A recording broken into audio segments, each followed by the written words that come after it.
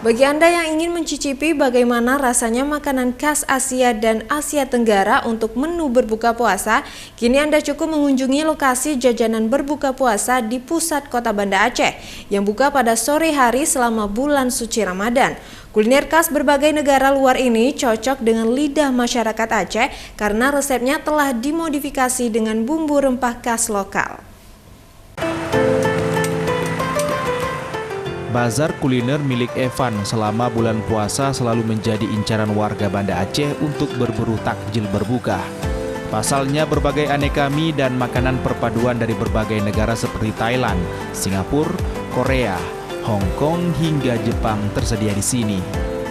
Selain menyediakan berbagai cita rasa yang khas dan beda, menu utama seperti mie tiao, mie telur, mie kuning, mihun dan capcay selalu menjadi buruan pembeli. Evan sebagai juru masak yang meracik langsung aneka macam mie di lokasi juga menjadi daya tarik tersendiri bagi warga untuk selalu membeli menu berbuka di sini. Di pusat jajanan takjil menu berbuka ala Asia ini setiap sorenya ramai diserbu warga karena dapur dan proses penyajian berbagai menu di sini terlihat bersih dan higienis. Ditambah lagi di sini juga menyediakan berbagai menu siap saji seperti ayam, ikan dan berbagai jenis gorengan khas dari negara Thailand. Usaha kuliner ini dirintis sejak tahun 2004 lalu. Awalnya ia hanya menyediakan berbagai aneka mie. Namun 2 tahun terakhir ini, Evan terus mengembangkan usahanya dengan menambah berbagai menu lengkap dengan berbagai aneka minuman segar dan kuliner luar negeri yang telah dimodifikasi sesuai dengan selera masyarakat Aceh. Usaha ini saya kopi paste dari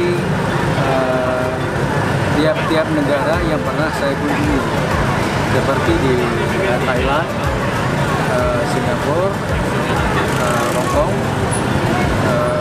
terus Jepang, Korea. Itu saya kopi. Di sana kan banyak street food. Jadi saya lihat dan saya contoh untuk diperkenalkan di daerah kita.